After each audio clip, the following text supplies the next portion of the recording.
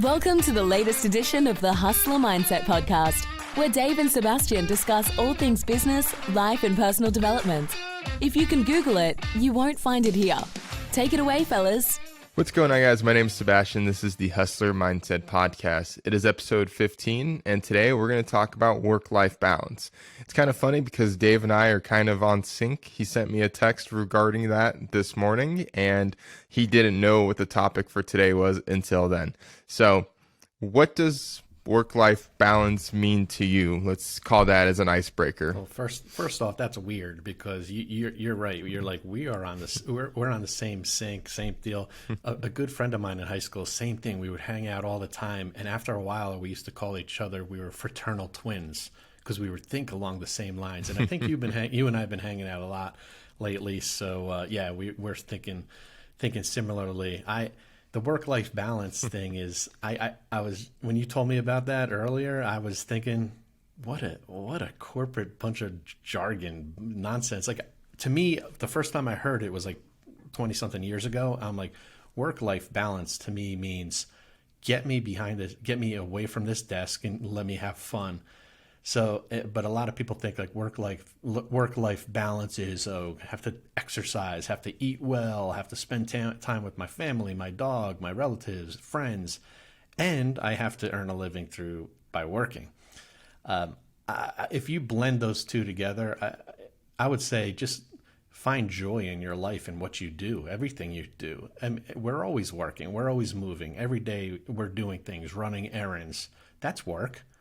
So what's your definition of work is what the real question is.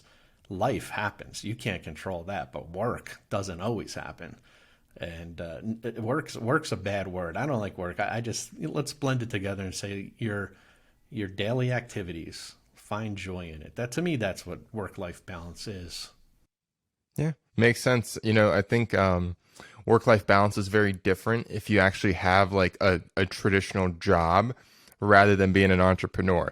If you're an entrepreneur, your definition of work-life balance might be a little bit different, right? Because unless you have a job, like, okay, maybe you have a construction company to where, like, yeah, you have to be there, you have to be active, you have to be present, pretty much you built yourself a job.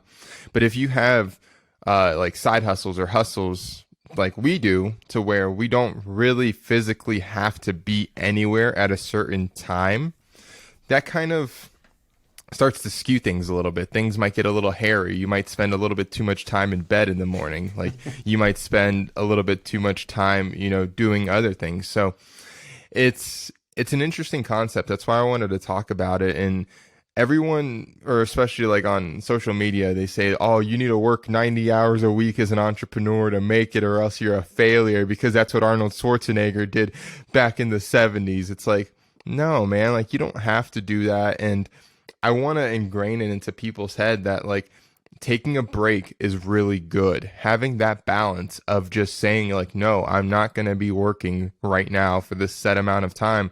Or when you just feel burnt out, just take a break for a few days from your side hustle. Like, that's totally fine.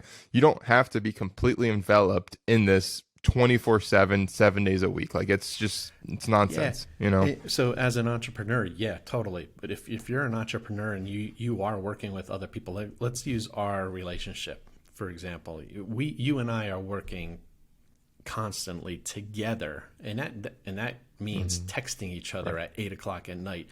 I have to be respectful for your time. And vice versa, even though I don't care. I have nothing going on. You could text me anytime.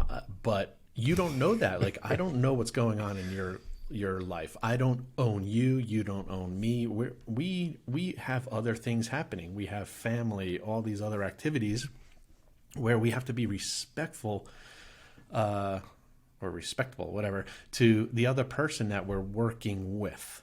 So, when they say work-life balance, it's like, okay, work 9 to 5, you're on. You don't have the choice to, dive out at 11:30 in the morning and just run some errands. No, you're locked in. That's why the whole work-life balance thing, it's like, it's very corporate.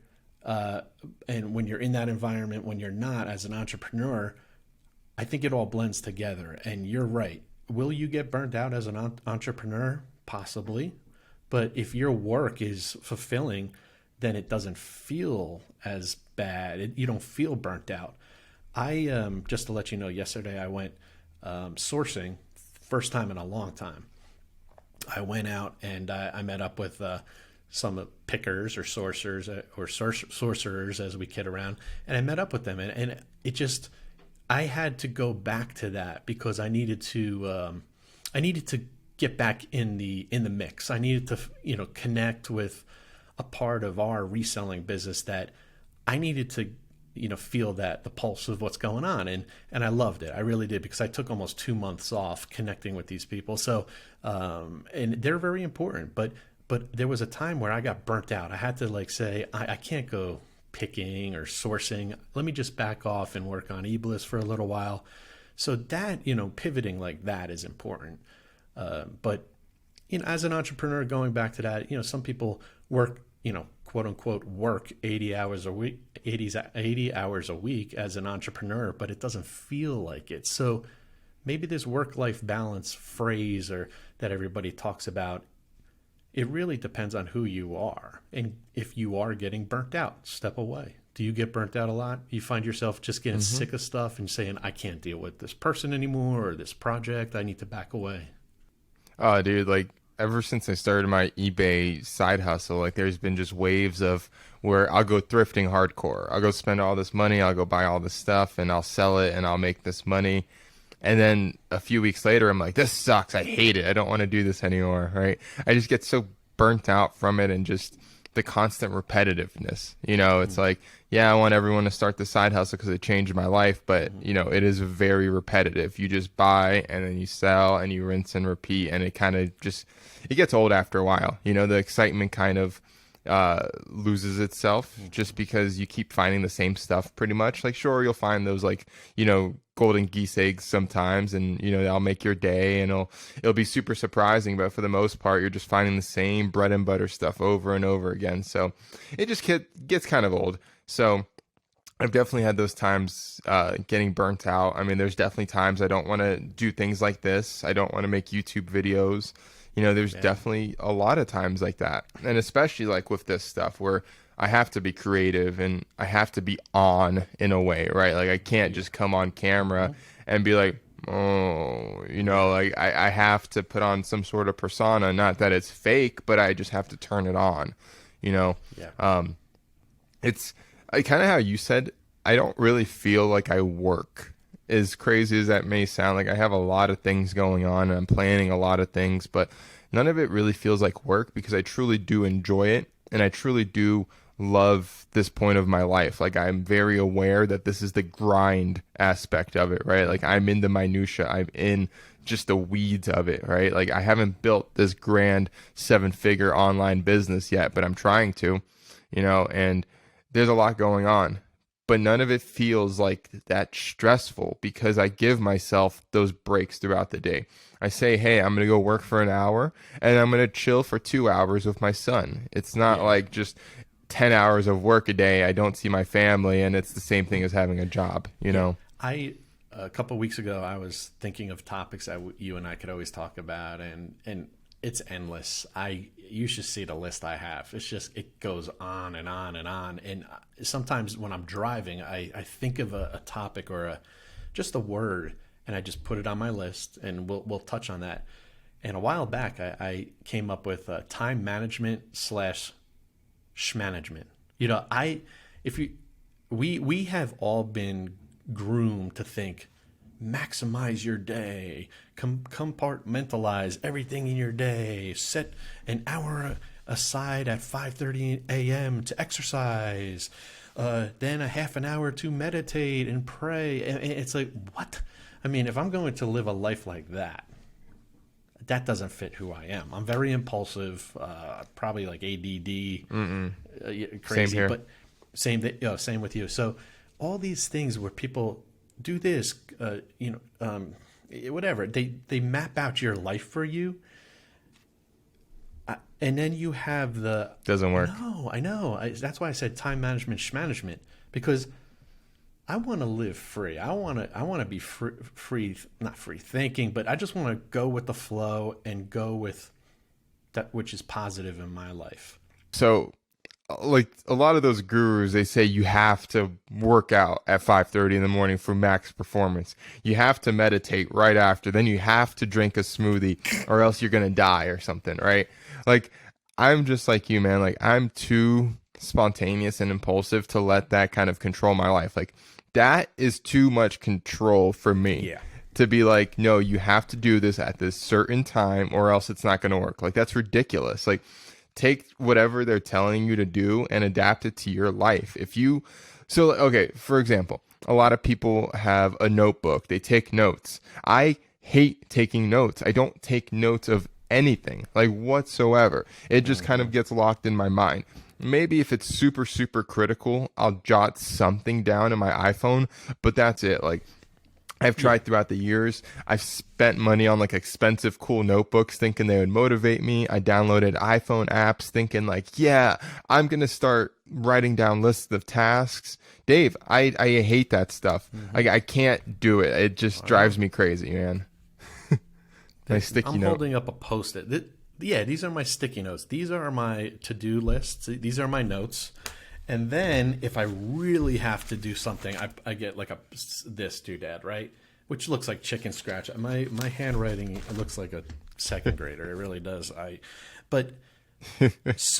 So yeah, that's how my brain works, where it's like I need to really condense things, but when I need to get stuff done, otherwise I become overwhelmed. But it goes back to, the freedom, the free spirit thinking, creativeness. You have that more than I do. You need that. You can't be bottled up. You don't like the super structured day, being somewhere at a certain time. You might not show up. Oh well, but that's who you. I may not. Yeah, that's who you are, but you identified that. So the great thing is, as a 30-year-old, you being a 30-year-old, you identified who you are, what you are, who you are, and what you're not.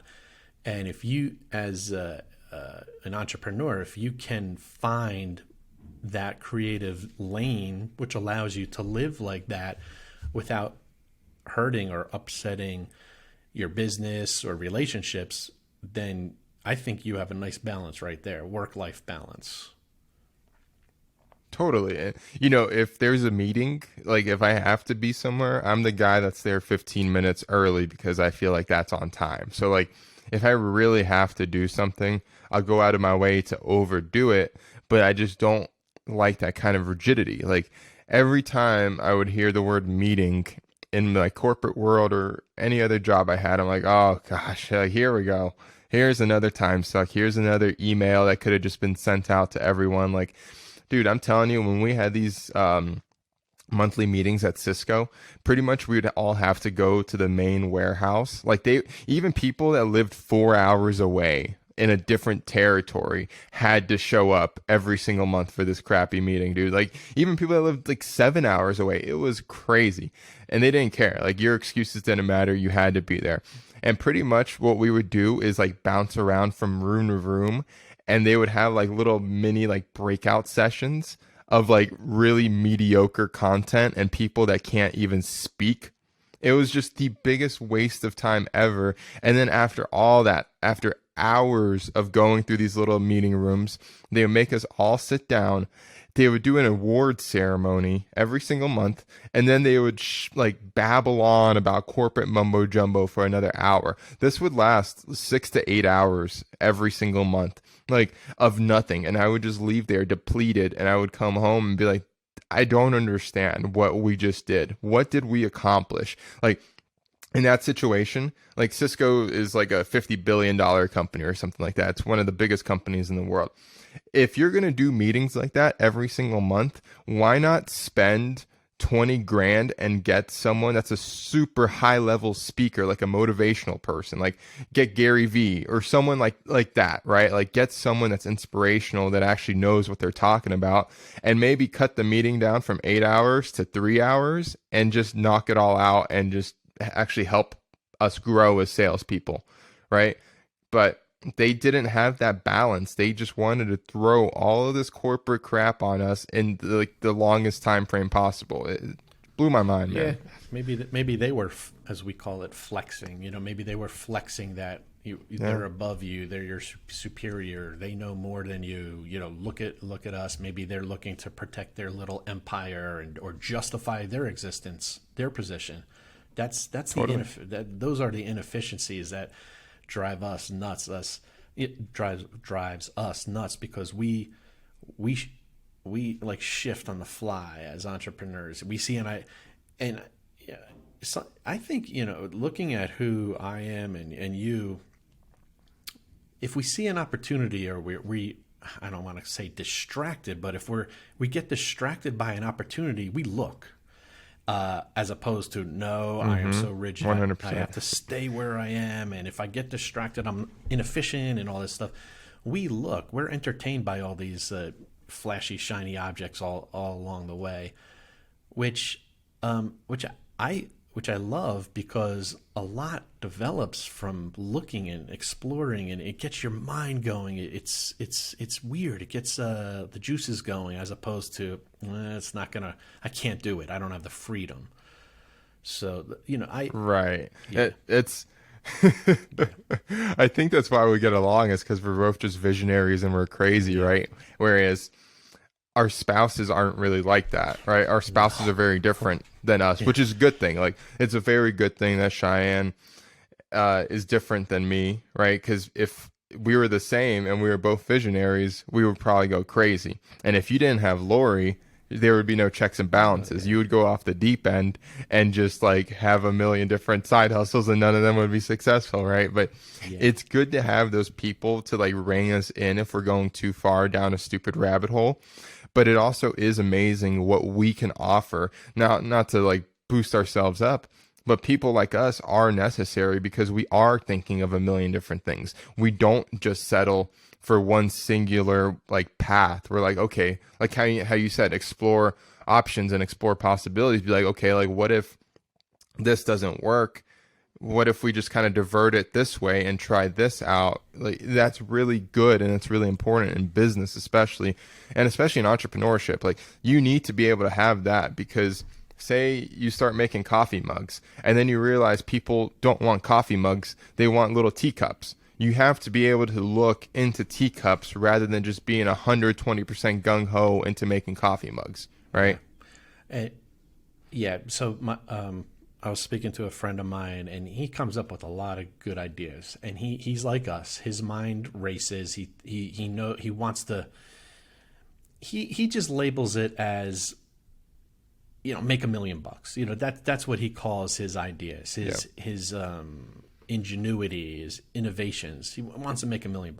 And it's not really about the money. It really isn't. He wants, it's that excitement. The pursuit of something new, different. And I think there's a lot of people out there that have that, where they think they have that idea, and then they think, well, I'm a failure because I can't implement it. I can't execute it.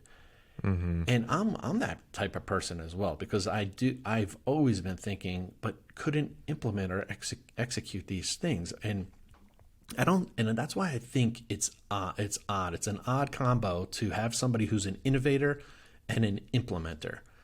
I just don't think that's the case. I mean, why would you have in corporate America a marketing department?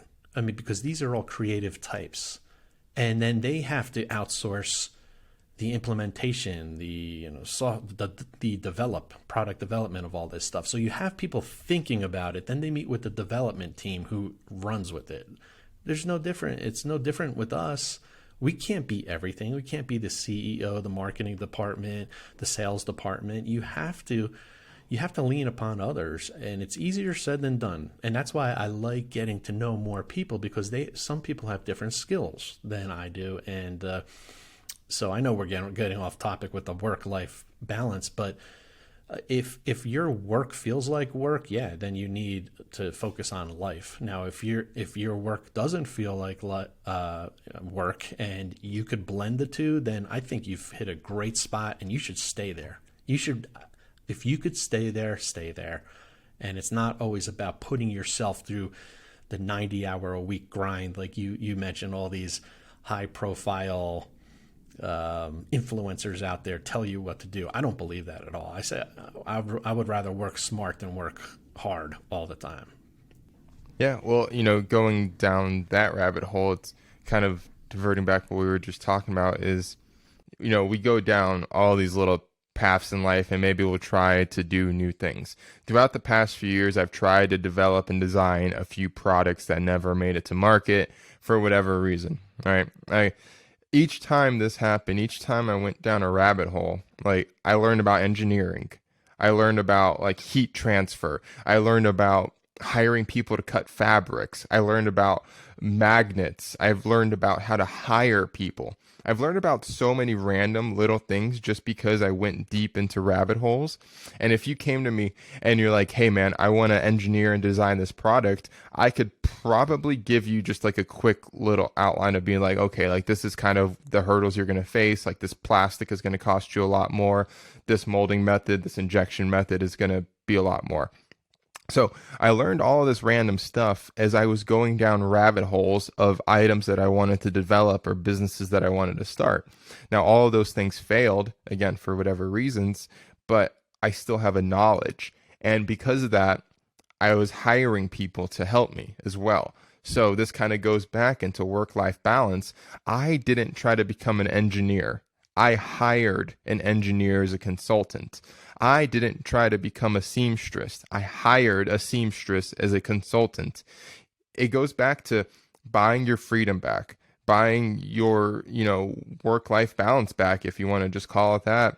And that's kind of why your company, eBliss, is amazing, is because that's what you guys help resellers do. I don't think a lot of us realize how much time we do spend on inventory and on shipping and just the stuff that really doesn't make you a dime, and it's a huge time suck. So if whatever you can do to buy your time back, whether you're a reseller, whether you have a digital marketing company and you're doing every single thing yourself, maybe go on Fiverr and hire someone to help you. If you're a reseller and you're in the weeds, hire someone like eBliss. Think about a different business model that's maybe a little bit easier, adapt, do these things. And you can literally buy your time back if you know how to hire people. Yeah. And most businesses, and some people their eyes are going to glaze over, but most businesses have a net profit margin in the end of 20% or less. And restaurants even less. If you make, okay. Dude, if you do 10% a year in a restaurant, you're killing it. Okay, there you go. And so that's, when we talk about reselling, everyone pounds their chest. Oh, I sold something for $100, and after fees, I put $60 in my pocket. That's great, but you can't scale at that level, at those numbers, those margins. Impossible. So you have to be realistic. I love when you bring up Fiverr. We're not sponsored by them, by the way, but I love the fact that you brought Fiverr into my vernacular when it comes to outsourcing things that you're not proficient in, you're not knowledgeable. There's somebody out there for a fraction. That's the great thing. You could get these one-off consultants to do these projects for you without having to hire an employee to, that's so inefficient. So it's outsourcing the mundane, it's outsourcing the areas that you're unfamiliar with.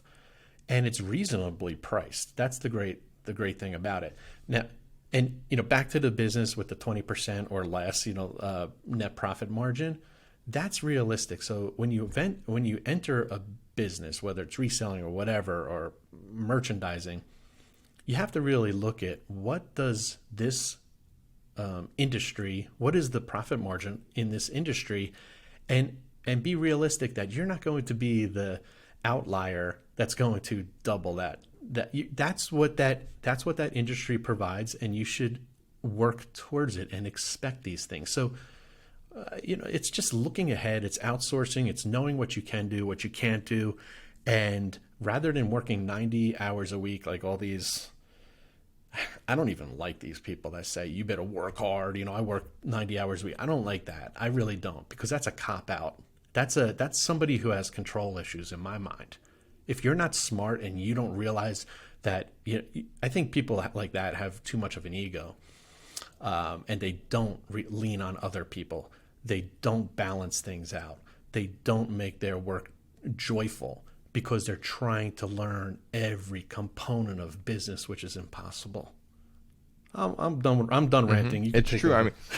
I mean, there's outliers. There's like, Elon Musk, he still works like a crazy amount of time, but the guy's a literal genius. He's not trying to learn things. He knows things, right? Like he knows everything. So I think that's why. Plus he's doing such high level things. That's maybe why he works so much.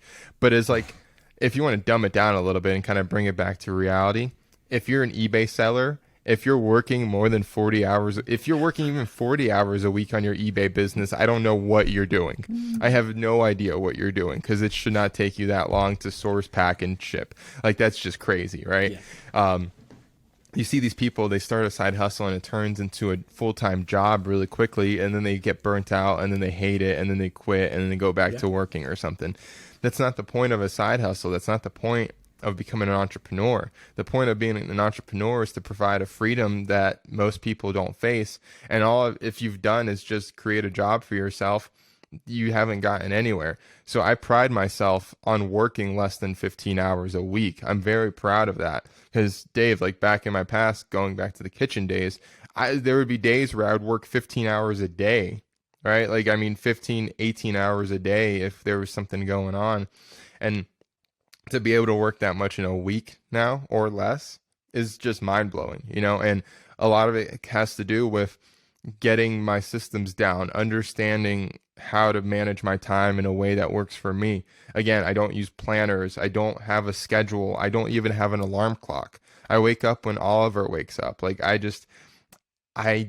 crafted my life like this, and it's very intentional. It's not just like, oh, he's a lazy bum, he wakes up at noon or something like that. Like, nah, bro, I got up at 7 a.m. today. It's like, I'm good, I'm okay. And it's like, I do it because I like it. I don't like that an alarm clock takes away my freedom. That doesn't work well for me. It doesn't do anything for me. I don't need to be up at a certain time or be anywhere or talk to anyone in the morning. So why use an alarm clock? I'm going to wake up before 8 a.m. anyways because of Oliver. So it's like, doesn't matter. I know. The only time I use an alarm clock is when we have like a 7 a.m. flight and we have to wake up at like 4:30. And even that is bizarre. Lori and I were talking. It's like, we're starting to wake up a lot earlier now. I don't know why, but we're going to bed earlier too. It's just part of getting old, I guess. But it's a different. But that's the thing. There's only so many hours in a day. Most people need 8 hours of sleep a night. They should. And that's why, I just, this whole time management thing, it's like, if you have to worry about time management, then, I question if you're really having a fulfilling life with a lot of stuff, because I just feel like you're being pulled in all different directions. And so back to the work-life balance. You mentioned, you're reselling. You brought this up before, 15 hours, 20 hours a week. And you decided to scale down your reselling business. Now, by scaling down, that just means your number of items that you had listed on eBay went from like 700, let's just say, to 400. I'm just, I'm giving a ratio there. Which means you don't need to source as much anymore. You're not looking to grow it. But, and I just, just sharing this with the audience, I always bring up having 1,000 items listed on a platform or eBay. That could be you could still only work 15 hours a week with 1,000 items, and that consistently selling that stuff. And that means that you have to source maybe 50 items a week or not, something like that, which is like fun, which you enjoy. But that's passive income. As long as you're outsourcing, and this is not a commercial for eBliss, but as long as you're outsourcing some of the mundane tasks, like you mentioned, you have a virtual assistant that helps with the listing. You have eBliss, which helps with the storage and the shipping. The one thing you don't have is a sourcer or a picker out there getting the stuff for you. because you enjoy that, or you just you haven't created that relationship yet. But you've outsourced 2 out of the 3 components of that business. Where you still have to do the administrative stuff on eBay, which is nothing really. But that's what it's all about. If you create these kind of, call it passive sources of income, or if you want to call it like a side hustle that you enjoy, that's going to give you, net you probably 30 grand a year, possibly. That's what it's about. I mean, and you're only working 15 hours a week. If you wanted to say, hey, let me get another side hustle at 15, but you have the freedom. So speaking of freedom, what are you going to be doing the next week? You want to tease us with a little bit about that? A lot of people have been asking, what's up with Sebastian and Cheyenne? What are they doing? Are they leaving or what? What's up? Yeah, so we're going to film another video on the Sebi and Shy channel, hopefully in the next 2 days, showing the van actually being done. But we're like 95% done with the van. Now, you saw pictures last night, and it looks crazy. It looks beautiful. I think we're going to take our first trip on Sunday and do a baby trip. And then after that, if everything goes well for those 2 days, nothing blows up, it's all good, we're going to go to Yellowstone. And then we're going to start doing our journey. We're going to see how everything goes. We're going to pace ourselves and hopefully just have an amazing adventure living in this whole van life thing. But going back to how you were saying, all I really do is like source and do a few administrative tasks. That's kind of why I wanted to downscale my business, is because obviously with you guys, we're doing a partnership and we're kind of showing people that they could source on the road and they can, still maintain a full-time eBay business. Now, I don't want to close down my eBay shop, but I also have other things planned for this year. There's other things I want to do. But the beauty of it and the beauty of this industry is that I can literally travel from city to city, hit a few thrift stores, make enough money, and be good to go, right? Like, it doesn't have to be this massive operation. It doesn't have to have 10 employees. It doesn't have to be 1,000 square foot warehouse that I have to drive all the way back to Colorado just to drop my stuff off, process it, and then go hit the road again. I can just hit a store, process my stuff real quick, put it in a box, ship it to you guys, and that's it. After that point, it's passive income. And people are going to say, oh, that's not really passive income, you're still working. Well, if you enjoy what you're doing, it doesn't really matter. I enjoy going to thrift stores. It's fun for me. I keep stuff. I look for treasures. I do all these things. So your argument is irrelevant. Like, it's not really a job. I'm traveling with my family. We're doing what we want. But then we're also double dipping because I have the YouTube channels. Yeah. So I did the math the other day. It's kind of actually funny. If I go to the thrift store and I film a thrift haul video, I now make ad revenue from YouTube every time I post that thrift haul video. So now those thrift trips, it's almost like a coupon, right? Like, the YouTube ad revenue is a coupon that will pay me for years. So theoretically, if my channel does well this year and it keeps growing, I can like zero out my inventory costs just because of YouTube thrift hauls. It's kind of crazy. So that's my plan this year. And the whole YouTube thing is bizarre. And you and I do this podcast not to really monetize it. It's really just to help. It's connect. It's to enhance our brand and learn from each other. And people enjoy it. It's entertainment. But I read something yesterday where there's a reseller. I'm not going to say his name because I don't want to. I could be wrong with the stats, but there's a popular reseller out there, and he's a good guy. He definitely is a good guy. He's not hyping or promoting certain things, and he makes 10 times what his reselling business does. And just to give you a sense, let's just do the math. As I mentioned, most people who have 1,000 items listed on eBay will probably net 40 grand a year. Let's just say. If they don't have a ton of overhead. And I believe he really is making anywhere from 300,000 to 400,000 a year, 10 times that, just on YouTube. He has, I don't even know, but thousands, maybe 500,000 subscribers. And all he does, he's no different than you. All he does is go out there, he does some haul videos, he just talks like we are. and people connect with him. So the whole YouTube thing is so interesting. And we talked about how maybe explore that as a side hustle. If you fix brakes on a Ford 150, you could be a Ford 150 brake specialist on YouTube. Who knows? Anything, as long as you're comfortable. You never know. And that, it always goes back to do what you like, do what you feel comfortable with, and you never know how it turns out. Yeah. I was talking to a guy the other day. He had a video go viral and he got millions of views on it. That month alone, he made $90,000 on YouTube in ad revenue.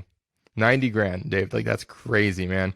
And the reseller that you're saying that makes all this money on YouTube, he probably doesn't make it all from ads. He's probably like wrapping in courses and mentorships, things like that. That's a very good number. It's very, very high. I'm not doubting it, but he has to have a lot of subscribers. He has to have a lot of views, which he definitely could. That's a lot of money. I mean, 20 grand, 30 grand a month, but it's very realistic. Now people are going to say, oh, that's not realistic. Like, you only make $6 a day on YouTube. Yeah, because I'm just starting out. My audience is tiny.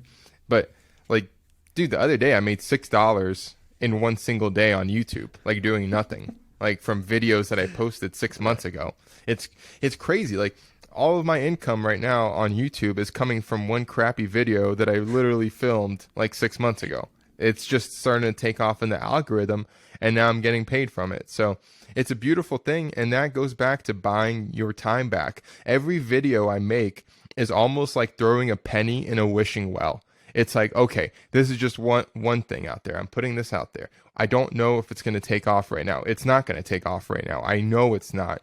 But 5 months from now, it could be on top of YouTube's algorithm, just like it is now. So if you search for like liquidation videos right now, my video is one of the top ranking ones. So that's why I'm getting views on it. That can happen with anything I put out there. And who knows, if it goes viral, maybe I can make thousands of dollars in one single month, So that's the beauty of YouTube. That's the beauty of creating this kind of content, is because once you make it, it is literally passive income, right? And again, people say, oh, YouTube's not passive income because you have to shoot and edit the video. Like, yeah, dummy, you do it one time and then people get to watch it for years and years and years. So it is passive. Like, I just wrote that down. I'm going to put that on my list. We have to do a podcast on YouTube because I don't know much about it. Our listeners probably don't, but you do. You've done the research. You know what it takes to become monetized on YouTube. And we'll get into that because that's very interesting. It's just such a new thing. YouTube. I don't even watch TV. I don't even watch TV anymore. We just moved over the weekend, and we have 3 TVs in our house, and we used one to watch Netflix or something, and it's just. Oh, man, so everybody's on YouTube, which is amazing. So we have to talk about that. That's very interesting.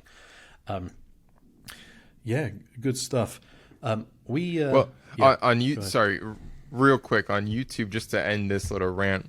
Yeah. On YouTube and work-life balance, I said I wanted to buy my freedom back, kind of, and that like I want to take that really seriously. So what we're doing is with the whole Sebi and Shy channel, like that's our life, like that's our family's life. So again, it's not really work. Like, yeah, we have to film things, and that part of it is a production and things like that. But it's not work. We're not making things up. We're just filming our lives and we're filming our adventures. So there's a balance there, right? Like, we're already doing these things. We might as well monetize them. And then it just goes on from there. Like, it's this beautiful, just snowball effect, right? Like, I'm enjoying my life with my family. I'm recording it so my son gets to see it in the future. So we have home videos of it in the future. But then also others get to watch our journey and hopefully get inspired from it, laugh about it, and then we make money off of it. It's a beautiful thing. Yeah, I shared that the other day on eBay Addicts. Lori and I were on YouTube Live with Jeff, and towards the end. What's up, Jeff? Yeah, Jeff. He talking about working hard. He interviews probably 3 resellers a week live, and he does research. His interviews are not just like, hey, how you doing today? I mean, he really researches what you do, and was asking a lot of questions. So towards the end, I mentioned how you and I have this partnership with Sebi and Shai and eBliss and what you're going to be doing.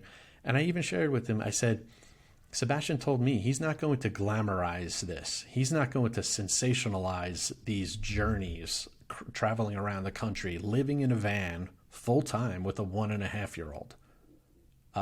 There's not much glamorizing that. I mean, those of us who are parents know that this is going to be either a train wreck or it's going to be super entertaining. But either one is a success because people love train wrecks and people love to be entertained. But this is real life. I mean, and I don't wish the train wreck. It's a bad term, but you're going to be stressed. You're going to be like Oliver spilled Cheerios all over the van, and they're in our bed. You know, this kind of crazy stuff that you can't even. A writer can't even write this kind of crazy stuff. So that's the awesome thing about YouTube. We'll definitely get into that because I'm excited to see where. Actually, the next week, your little mini getaway is going to be like. It's gonna start. It's gonna be really serious here soon, and we're just gonna start recording stuff starting next week full time. We'll be busting out videos left and right, and like you said, we're not gonna glamorize it, man. It's too much over glamorization of living in a van. I hate it. I don't really look at van life stuff, to be quite honest with you. Like, I don't watch reselling content. I'm not interested in that industry, even though I'm a reseller, and I still talk to people in the industry, but I don't watch the videos. I'm just not interested. Same with like the van life videos. I don't watch them. I'm not interested. Now, I was watching them years ago when I wasn't in this world, but now, I watch some of them. I'm like, first of all, your videos are garbage. Like, you don't try. Second of all, you're making this fake. Like, this isn't real. This isn't, like, you're not talking about the pitfalls of this. So we're going to be very different. We're going to break it down, be realistic how it actually is on the road, and it should be a lot of fun, man. Should be a lot of fun. You each a lot of stress. No, yeah, but you each have developed almost kind of like a charismatic personality, entertainment personality, I should say, on YouTube, where Cheyenne is, bubbly and funny. You're more like in your face, take it or leave it. This stinks. Well, as you would say, this sucks. Screw you. Everybody has to watch. I don't want to put a word, but that's what's fun about it. You're not going to say like, look, we all went bungee jumping and we're amazing and we're gonna have organically all this silly stuff. And that's what the whole van life, a lot of that is. So I know we've been doing this for the last couple of weeks. Questions do come in from people. Not a ton. So if you have questions, send them a direct message. Follow Sebi and Shai on Instagram. Send them a DM if you have a question, or follow eBliss Reseller Solutions and DM us if you have a question. I have one question that came in this week, and they're all for you. Nobody really cares about me, which is fine. So, hey, this question is for Sebi, and this is from Sparky from New Jersey. Now, that's not this person's real name. There's only one Sparky I ever heard of in this world, and it was Sparky Lyle, and he pitched for the Yankees in the 70s. I've never met another Sparky other than Sparky Lyle. So, Sparky from New Jersey, that's his probably pen name because he knows you get in trouble. Sebi, thank you so much for sharing so much of your personal life with us. What is your biggest concern about the upcoming van life? And the second part of that is, and since you won't be paying for much other than gas and food, do you still think you'll have the desire and the fire in your gut for all of your hustles? Okay. I mean, that's deep. So... It's a loaded question. I'm terrified of living in a confined space with a 1-year-old. That's my biggest fear, is just what do we do throughout the day? Like, especially on a rainy day, like, especially if we're just tired and we don't want to go on a hike, like finding places to sleep now because of COVID and all this nonsense. Like, everyone wants to go camping. Everyone wants to be outdoors. So things are booked up. Like, you can't get a campsite at any popular place in the country. Like, Yellowstone is booked up until October. And those are my biggest fears. Now, when it comes to the monetary side of it, like, we're poor. We got a lot of bills to pay, and we have a lot of things to make up. So whatever we're getting from this partnership with eBliss is not enough to like make it so we don't have to work. Like, by no means.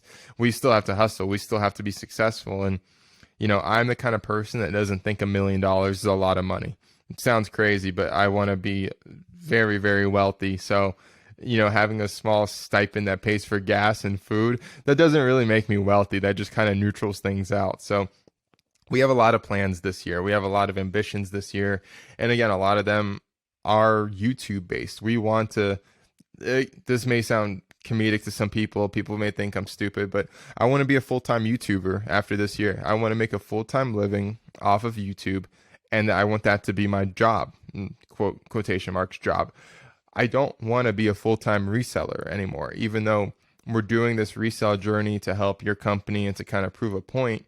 That's great and all, and we can still prove that point while I kind of pull myself away from the industry and just still do it for fun. Now, I've made a full-time living off of eBay for years now, and it's been great, and it's changed my life, and it's done a lot of things. But I definitely want eBay to be a side hustle at this point. I want to work on eBay maybe 5 hours a week instead of 15. So just pulling it back and just kind of replacing it with YouTube revenue about reselling, about the journey, about my family, about the story of our entrepreneurial spirits. It's all these beautiful things wrapped up. So no, I don't want to be poor. I want to make more money, and we're not going to stop hustling. Yeah. Okay. Because he said, keep up the good work, inspiring your listeners. So he wasn't busting your chops, but he probably looked at it like, hey, you're living in a van, modern day hippie, if you want to call it that, which you're not. Just minimalists. Obviously, you're living in a van. It's and you're not materialistic, all this stuff, but you still, the digital nomad that, as you call it, and the creative person that you are, the content creator, this is where you're leaning towards. So you're looking to go down that route and use the reselling as the side hustle to kind of transition, which we always talk about as well, that, transitioning to a new positions, you can't just jump 2 feet into it. Sometimes you need to make a gradual transition. So that's a good way to put it. So the fire's still in your belly, and that's what you'll be doing. Well, the fire's in my belly, but this is it's a beautiful relationship because I have this skill set. And again, going back to what you told me a long time ago when I told you I wanted to quit reselling, and you told me like that information isn't something that's just stuck in one place, right? It's not a warehouse, it's not employees, it's not all these things. It's something that's in your head, right? And that changed the way I thought about it. And obviously, like, I've traveled before and I went to thrift stores, but now that we're going to be doing it full time in this van, it's just a beautiful thing because I get to kill so many birds with one stone. I get to travel the country with my family. I get to show my son crazy places, and he gets to have a non-traditional life, which is what Cheyenne and I want for him. But at the same time, we can still make money going city to city, going to thrift stores, and then we can still make money by documenting that journey. So it's just so many levels. It's kind of like an onion, right? Like, you just keep peeling back the layer and you're like, oh, there's a money-making scheme. Oh, there's a money-making scheme. Like, it's okay. And it's a beautiful thing. But it's taken years and years and years of trial and error to actually get to this point, to be so confident in knowing that I can go to Kansas tomorrow and I can go to Texas tomorrow and still be able to thrift and still know the inventory because I have such a diverse amount of information in my head. It's crazy. It's sick. We'll end this podcast within a minute, but Lori and I mentioned we went to Phoenix 2 weeks ago. We went to this flea market to this one guy that we get a lot of inventory from, and picked up almost $3,000 worth of stuff for $500. Wow! And you're going to be doing. Wow! I know. But it's fun. We spent 2 hours there, and it was like boom, boom, boom, boom, boom. Yeah. We cherry picked and we left. We had to buy 2 suitcases and load it up, but who cares? It was still fun. And that paid for the vacation, if you want to look at that, and some. So it is a skill set you have. I'm anxious to see Sebi and Shai. So Good luck to you. We will be watching, and the questions will be flying in for you. That's for sure. So that good podcast today. Work-life balance. It's, you know, what you make of work-life balance as a phrase, as a term, is up to you. But it's all about blending and having some joy in what you do every day. There we go. Right. And don't work too hard. Don't let anyone tell you need to work too hard, because that sucks. Don't work long, hard hours. Work smart. Yeah. All right. Take it easy. Good talking to you. Yep. There we go, man. I love it, dude. See you later. Yep. See ya.